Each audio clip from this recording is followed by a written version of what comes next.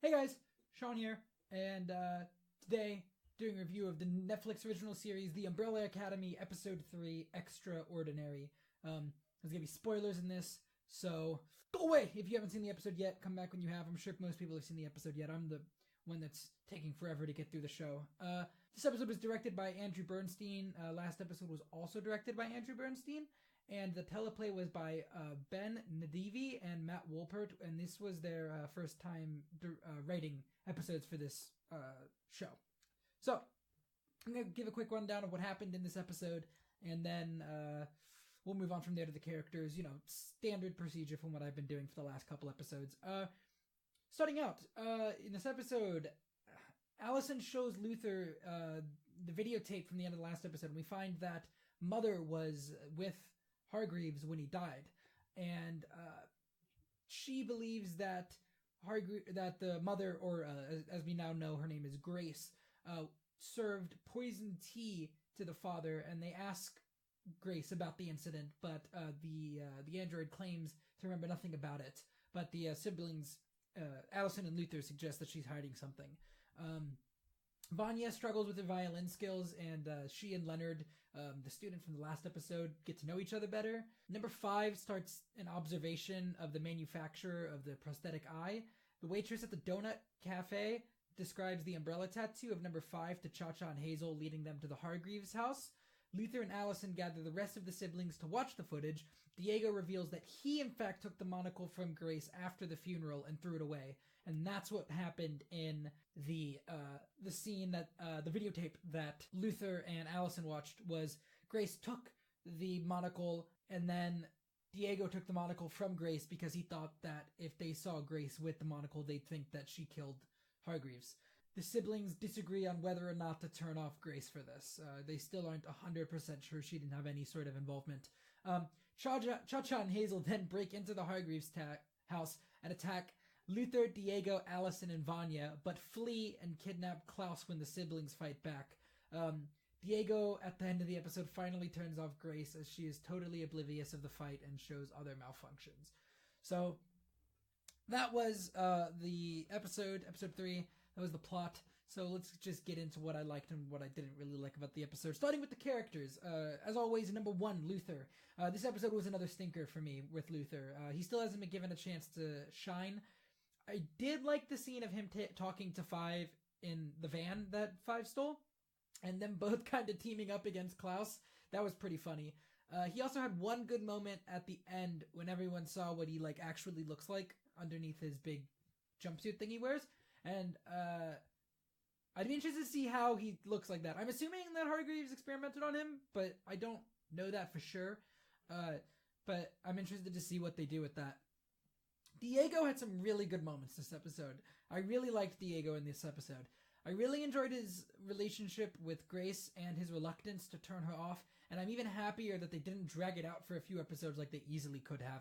That's a thing that I really love about these 10-episode, 8-episode, 13-episode series. Plot lines don't get dragged out as long as they do in, say, 22-episode series on cable.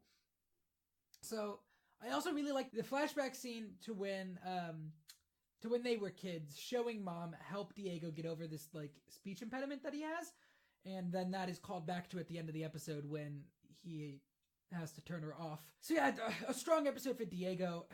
Allison was also pretty bad episode for Allison.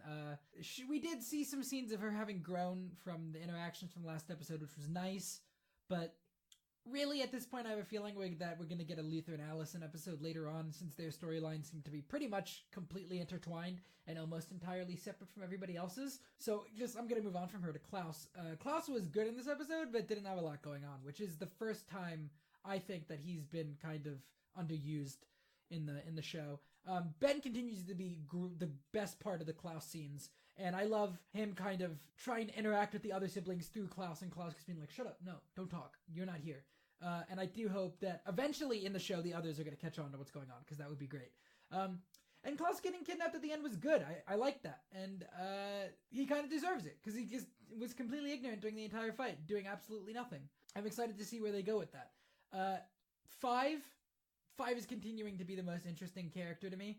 I think the actor is doing a great job with the more difficult scenes that he's being given, and I very much enjoy the mental characteristics of Five and how traumatized he is. It's very interesting, and I really love this scene when he thinks that he's back in the future and he starts to freak out. It just kind of shows the PTSD that he's suffering from. And I'm starting to worry that maybe he's going to end up doing something that will lead to the end of the world while he's trying to save it. Like, he definitely looks like he's not in his right mind for most of this episode, and he's starting to get a little, I think, hostile, and I'm worried about it. Vanya was good in this episode. Vanya, we got a better look at her character, and she actually seemed to take what Allison said to heart in the last episode as she's trying to reach out to more people in her life. It doesn't entirely work, as the other violinist that I guess is first chair or whatever in her little group that she meets with, her orchestra that she's a part of. She kind of just tells her what her father told her when she was a kid. You know, Vanya tries to reach out and this girl just goes, "You're not special. Some people just aren't special and you're not special. I'm sorry." Which is, as far as we know, exactly what Hargreaves told Vanya to her entire life. So that was another interesting parallel. A lot of Vanya's storyline now continues to parallel what happened to her as a child. And I still think those pills are repressing her powers. She seems to be taking them more often in this episode than the last two, and she seems to take them whenever something really stressful happened. And so I really think that maybe her powers are flaring up, and she just doesn't realize it, and so she's like taking pills, the pills that suppress them.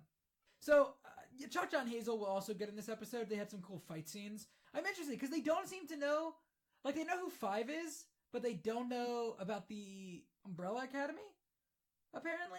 I'm really interested in what they do know and what they don't know. I still think they're time travelers. And also, it was kind of interesting and weird. They get like a message in the bathroom of their hotel or their motel. And like, that's weird. Most bathrooms don't have doors in the showers that open up to reveal like little tubes, which is another thing that brings me to a overall thing that I liked, which is this show's very much like a series of unfortunate events kind of mixes its timeline a little bit in like where it takes place. It's kind of fuzzy about that, and the aesthetic is very weird and kind of misplaced. Like, we have these pneumatic tubes kind of in that place instead of just like sending up a text or whatever, which is interesting to me. That's about all I had for Cha-Cha and Hazel. They're fine characters. They're not the most fascinating to me. I think the guy, I don't remember which one is the guy. I don't remember what the name of the guy is, but he seems to have some sort of a crush on the donut lady, which was, I guess, interesting character development for him in a way. Overall, the first thing I noticed in this episode was that I continue to love how they put the title somewhere in the beginning of the episode, like they hide it. They don't hide it really, it's usually pretty blatantly obvious, but I like this time there was just a bunch of umbrellas and one opened up and it said the Umbrella Academy on it, and I really liked that. And the fight scenes were a lot better this time. The first one in the lounge room was not very good, but then when they broke into individual fights, with the fight going on downstairs and the fight between Luther and the guy of Cha-Cha and Hazel, I don't remember which one the guy is, that was a lot better. Those fights were a lot better than anything we'd seen in the last couple episodes. So I'm really enjoying that. I think that's all I've got for this episode, to be honest. I can't really think of anything else. I still don't trust, I think his name is Jonathan, isn't it? Leonard. I don't know why I got Jonathan. Leonard. I still don't trust Leonard. He doesn't seem trustworthy to me. I'm interested to see where that goes. If I had to rank the episodes, which I'm going to because I've been doing it, I'd have to say my favorite has been episode 1. We only see each other at weddings and funerals, followed by this one, episode 3, Extraordinary, and then episode 2, Run Boy Run. And that's where we're at right now. Overall, I give this episode 7.5 out of 10, kind of somewhere around the same that I put the pilot at episode 1 at. So please like, comment, share, subscribe, any of those things. The podcast is at afkcast.podbean.com. That's Brendan and I, who he just put up a Punisher video. I think that will have been 2 days ago when this video comes out. Yeah, he and I get together once a week. We try to, and talk for like hour and a half, somewhere around there, as long as we really can go for. at this point. And we upload audio versions of most of our reviews on that podcast, and obviously the longer podcast also goes up there. And there's also a video version of the longer podcast that goes up as a live stream on the channel. There's an iTunes link in the description for that. We also have a Twitch channel that we sometimes stream on, twitch.tv/AFKallies404. So check us out anywhere around there. And I hope to catch you guys next time. So see you next time.